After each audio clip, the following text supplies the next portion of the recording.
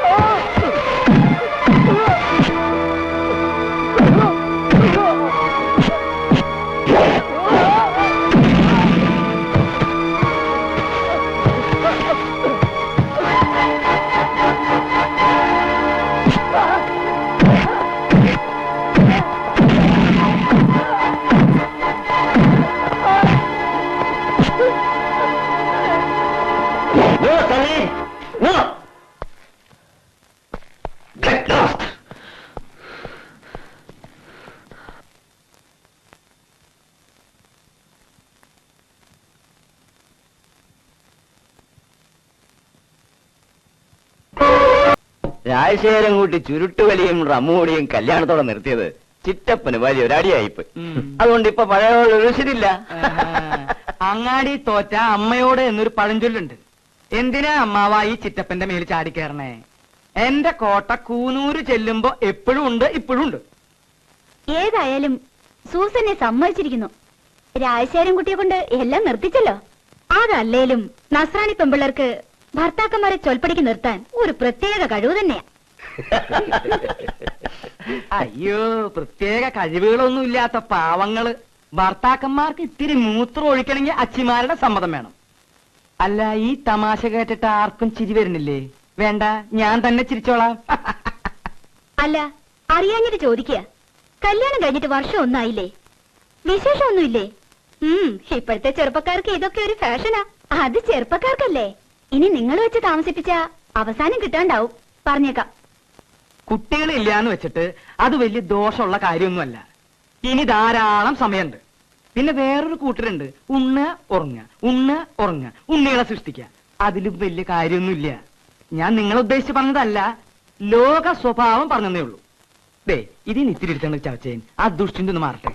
ഇത്തിരി അമ്മായിക്കും കൊടുക്ക്. ഇത് ചിറ്റപ്പൻ പഴയ ഫോട്ടോയാ.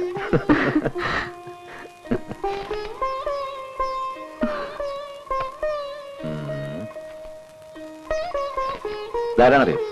ആരാ? അറിയില്ല.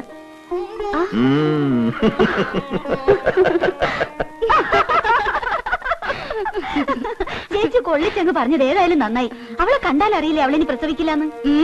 അതിന് ഗർഭപാത്രം ഉണ്ടായിട്ട് വേണ്ടേ പ്രസവിക്കാൻ. ഇവറ്റോളൊക്കെ പലതും കഴിഞ്ഞ് അതൊക്കെ എടുത്ത് കളഞ്ഞിട്ടല്ലേ കെട്ടുന്നത്. ഏതായാലും നമ്മുടെ രാജശേഖരൻ കുട്ടി അവസാനമായി കണ്ടുപിടിച്ചു കൊണ്ടുവന്നത് അബദ്ധമായി പോയല്ലോ എന്റെ ഈശ്വര. നേഴ്സാണെന്ന് കേട്ടപ്പോഴേ ഞാൻ നിരീക്ഷിച്ചതാ ഇതൊക്കെ ഇങ്ങനെ ഉണ്ടാവുന്ന. സാരമില്ല, ഇതൊന്നും കേട്ടതായിട്ട് ഭാവിക്കണ്ട. ഇതുങ്ങളൊക്കെ ഇങ്ങനെയാ. നമുക്കിനി ഇവിടെ നിൽക്കണ്ട, നാളെ തന്നെ കൂനൂർക്ക് മടങ്ങാം.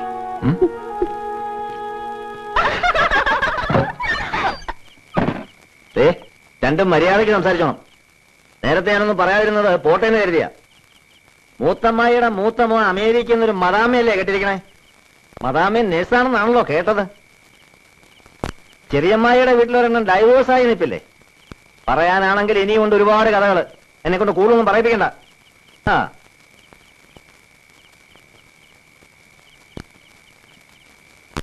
സാവിത്രിയും രുക്മിണിയും വന്ന് കരച്ചിലായിരുന്നു. നീ എന്തോ പറഞ്ഞു എന്നും പറഞ്ഞ്. അമ്മ അവരെന്താ പറഞ്ഞെന്നറിയോ? അതൊക്കെ ശരിയായിരിക്കും. നീ അന്യജാതിയിൽപ്പെട്ട ഒരു പെണ്ണിനെ കല്യാണം കഴിച്ചു കൊണ്ടുവന്നപ്പോ തന്നെ ഈ കുടുംബത്തിന്റെ മാനം പോയി. എല്ലാവരുടെ മുമ്പിലും ഒന്ന് തോറ്റു. രണ്ടാമതും തോൽപ്പിക്കരുത്. ഇനി സമയം കളയാണ്ട് വല്ല ഡോക്ടർമാരെയോ മറ്റോ കാണിക്കുക. കുടുംബം അന്യം നിന്ന് പോണത് മാത്രമാണോ? ഉള്ള സ്വത്ത് മുഴുവൻ കൊത്തിപ്പറിക്കാനാ എല്ലാരും കാത്തു നിൽക്കണമെന്ന് ഓർമ്മ വേണം. ഏതാണ്ട് ഒരു തെരുവ് വേശ്യ കല്യാണം കഴിച്ചുകൊണ്ടിരുന്ന പ്രതീതിയാ ഇപ്പോഴും തറവാട്ടിൽ. ഇനി അങ്ങോട്ടേക്കില്ല. അഥവാ പോകുന്നെങ്കിൽ തന്നെ ഞങ്ങൾക്കൊരു കുട്ടി ഉണ്ടായിട്ടേ ഉള്ളൂ. ഇക്കാലത്ത് ഇതൊക്കെ ഒരു പ്രോബ്ലമാണ്. ഡോക്ടർ രാജലക്ഷ്മി എനിക്ക് പേഴ്സണലായിട്ട് അറിയാം. The best gynaecologist in town. ഞാൻ വിളിച്ചു പറയാം, രണ്ടുപേരും കൂടി ഒന്ന് കാണും. That's all.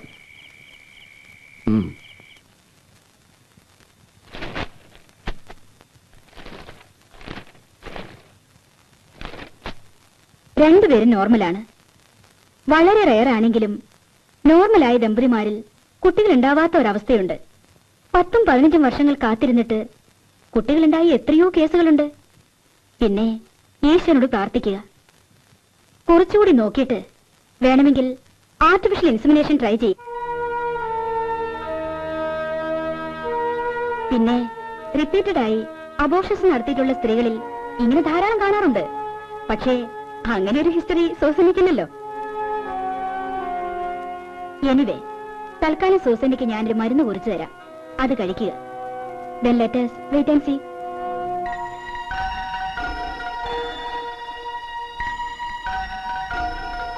കേട്ടോ മേറെ, ഞാൻ ഉള്ള കാര്യം ഉള്ളതുപോലെ പറയും. എന്റെ മോള് സൂസന്ന കാണാൻ കൊള്ളാവുന്ന ഒരു പെണ്ണായതുകൊണ്ട് അവള് ജോലി ചെയ്തിട്ടുള്ള എല്ലാ ക്യാമ്പുകളിലും ലഫ്റ്റനന്റ് മുതല് കേണലന്മാര് വരെ ആലോചനയായിട്ട് വന്നിട്ടുണ്ട്. പക്ഷെ ഉള്ള കാര്യം ഉള്ളതുപോലെ പറയുമ്പോ ഈ ആലോചനക്കാരൊന്നും തിരിച്ചു വന്നിട്ടുമില്ല. അതുകൊണ്ട് പറയുന്നതാ.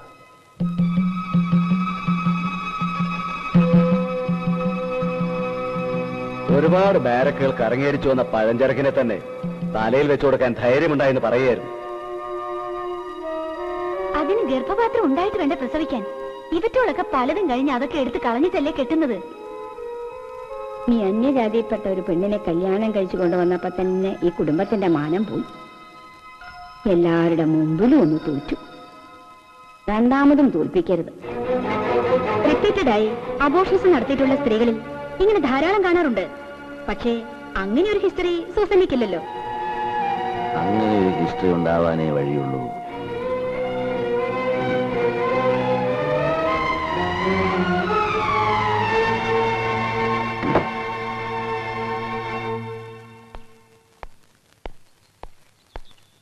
Good evening major sir.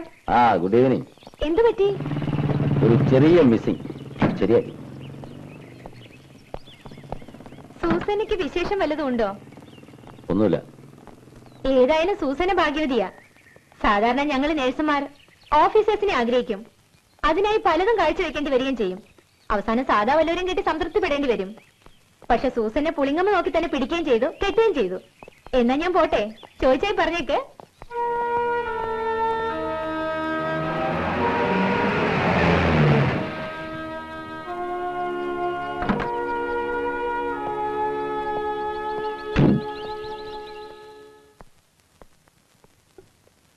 രാജേട്ടാ, ഇത് അപ്പന്റെ വളരെ അടുത്തൊരു ഫ്രണ്ടാ. മേജർ ഡിക്രൂസ്. ഹലോ. ഞാനും ആലപ്പുഴക്കാരനാ. ഞങ്ങൾ അംബാല ക്യാമ്പിൽ ഒരുമിച്ചുണ്ടായിരുന്നപ്പോൾ വളരെ അടുപ്പമായിരുന്നു. ദിവസവും വൈകുന്നേരം ഫെർണാണ്ടസുമായിട്ടായിരുന്നു കൂടൽ. ഫെർണാണ്ടസിനെ കണ്ടപ്പോൾ അറിഞ്ഞു സൂസന്നയുടെ വിവാഹം കഴിഞ്ഞു എന്ന്. എന്നാ ഒന്ന് കണ്ടിട്ട് പോകാമെന്ന് കരുതി. You are welcome. Please take your seat. ഇല്ല, I don't want to disturb you. ഞാനിപ്പോൾ ജയ്പൂർ ക്യാമ്പിലാണ്. ഇന്ന് തന്നെ പോകണം. ഞാൻ ഇറങ്ങട്ടെ. See you again. See U.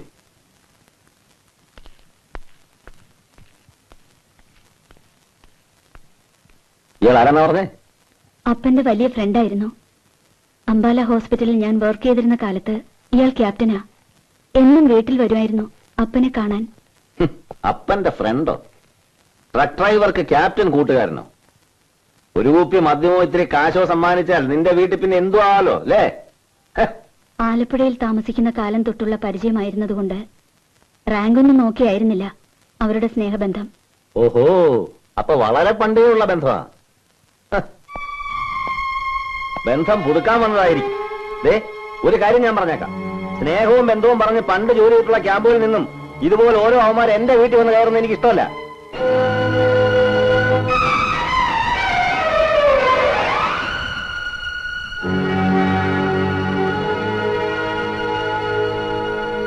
സൂസന്നയ്ക്ക് വിശേഷമുണ്ടോന്നേ എല്ലാവർക്കും ചോദിക്കാനുള്ളൂ.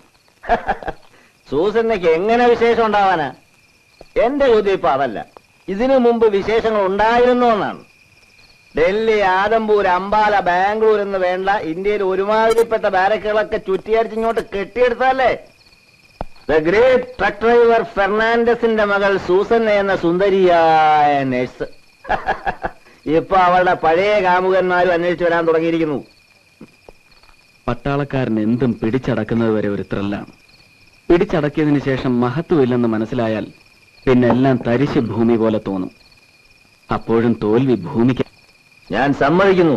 പക്ഷേ യുദ്ധക്കളത്തിൽ നിന്ന് ദാഹജലം കണ്ട് ഓടിയെത്തുമ്പോ അത് വെറും മരീചികയായാൽ ആ ഭൂമിയെ ഏത് പട്ടാളക്കാരനും ശപിച്ചു പോവും. ഈ ശാപം പേടിച്ചു തന്നെയാ ഞാൻ ആദ്യമേ എല്ലാം തുറന്നു പറഞ്ഞതും എതിർത്തതും. പക്ഷെ ധൈര്യം കാണിച്ചപ്പോ ഞാൻ വിചാരിച്ചു വലിയ വിശാല ഹൃദയനായിരിക്കുമെന്ന്. ഇപ്പൊ മനസ്സിലായി. രാജേട്ടാ, എനിക്കൊന്നേ പറയാനുള്ളൂ. സൂസന്ന ജനിച്ചു വളർന്ന ചുറ്റുപാടുകൾ മോശമായിരിക്കാം, but she is a perfect woman, a respectable woman. ഈ പെൺവർഗത്തിന്റെ മഹത്വമൊന്നും നീ എന്നെ പഠിപ്പിക്കണ്ട. ഞാൻ കണ്ടിട്ടുള്ളതിന്റെ 100 അംശം പോലും നീ കണ്ടിട്ടില്ലല്ലോ. അവിടെയാണ് അതിന്റെ കുഴപ്പം. രാജേട്ടന്റെ അബദ്ധ സഞ്ചാരത്തിന്റെ പാസ്റ്റ് ഇപ്പോഴും രാജേട്ടനെ വേട്ടയാടുകയാണ്. വിശുദ്ധിയുള്ള സ്ത്രീ പുരുഷ ബന്ധങ്ങളും ഈ ലോകത്തുണ്ട് രാജേട്ടാ. Sorry, I don't believe in it. ഏതായാലും ഇതൊന്നും വേണ്ടിയിരുന്നില്ല എന്ന് എനിക്ക് ഇപ്പൊ തോന്നുന്നു. ഒരു കണക്കിന് ആലോചിച്ചാ അവിടെ മാലാഖ കളിച്ചെന്നെ ട്രാപ്പ് ചെയ്യായിരുന്നു. Will you please stop it? ഇനി ഇവിടെ നിന്നാൽ ഞാൻ രാജേട്ടനേക്കാൾ ബോർനാകും. Good night. ആ, ഗുഡ് നൈറ്റ്. നേഴ്സിനെ പറ്റി പറഞ്ഞപ്പോ ഡോക്ടർക്ക് നോവുന്നു. വർഗസ്നേഹം. പൗലോസേ,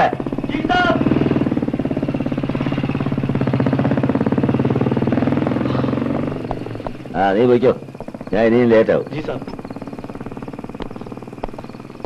ആ പാവം പെൺകൊച്ചിന്റെ ജീവിതം കൂടി ഇയാള് നശിപ്പിക്കും.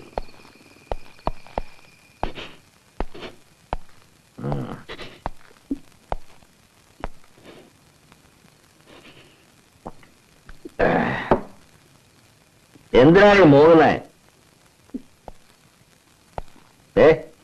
എന്റെ മുമ്പിൽ ഫ്ലോറൻസ് നൈറ്റിംഗേൽ കളിക്കല്ലേ. ഇനി നാടകമൊന്നും വേണ്ട. സത്യം പറഞ്ഞു, നീ എത്ര പ്രാവശ്യം ആഘോഷം നടത്തിയിട്ടുണ്ട്. അതുകൊണ്ട് തന്നെയാണ് നീ ഗർഭിണിയാകാത്തത്. ഞാനൊരു തെറ്റും ചെയ്തിട്ടില്ല.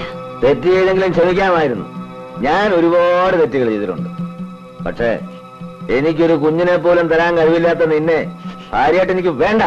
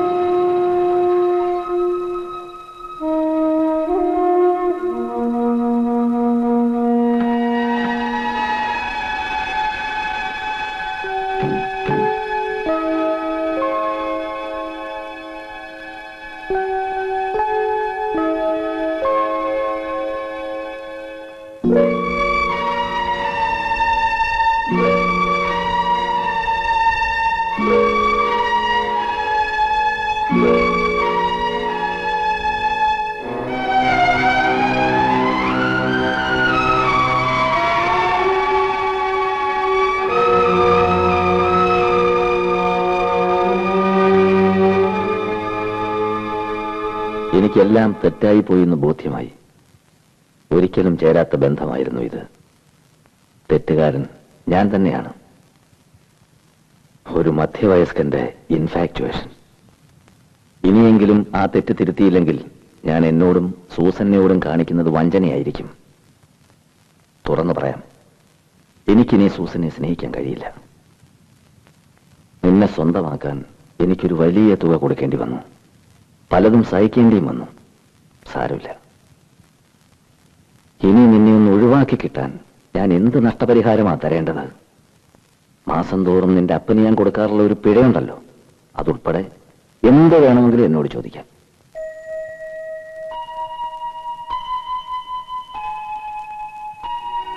രാജേട്ടനെ വിവാഹം കഴിക്കാൻ സമ്മതിച്ച അന്നു മുതൽ രാജേട്ടൻ എനിക്ക് കാണപ്പെട്ട ദൈവമായിരുന്നു. അതിൽ കൂടുതൽ എങ്ങനെയാ, എന്താ പറയേണ്ടതെന്ന് എനിക്കറിയില്ല. എന്റെ അപ്പനും സഹോദരങ്ങൾക്കും ചെയ്യാവുന്നതെല്ലാം രാജേട്ടൻ ചെയ്തു കഴിഞ്ഞു. തിരിച്ചു തരാൻ നന്ദി മാത്രമേ എന്റെ കയ്യിലുള്ളൂ. നഷ്ടപരിഹാരം തന്ന് ഒഴിവാക്കാവുന്ന ഒരു ബന്ധമല്ല ഭാര്യ ഭർത്തൃബന്ധം. എനിക്കിനി രാജേട്ടന്റെ ഒരു ചില്ലി കാശ് പോലും വേണ്ട. ഒരിക്കലും രാജേട്ടന് ഞാനൊരു ഭാരമാവില്ല.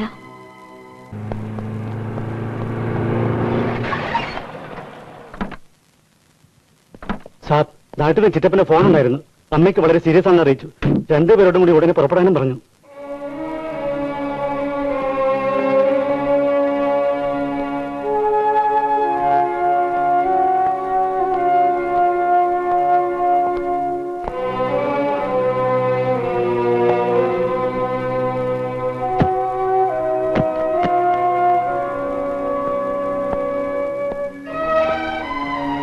കമാൻഡിംഗ് ഓഫീസറോട് ഫോൺ ചെയ്ത് പറഞ്ഞിട്ടുണ്ട്. ഈ ലീവ് ആപ്ലിക്കേഷൻ സണ്ണി ഏൽപ്പിക്കണം. ജി സാർ.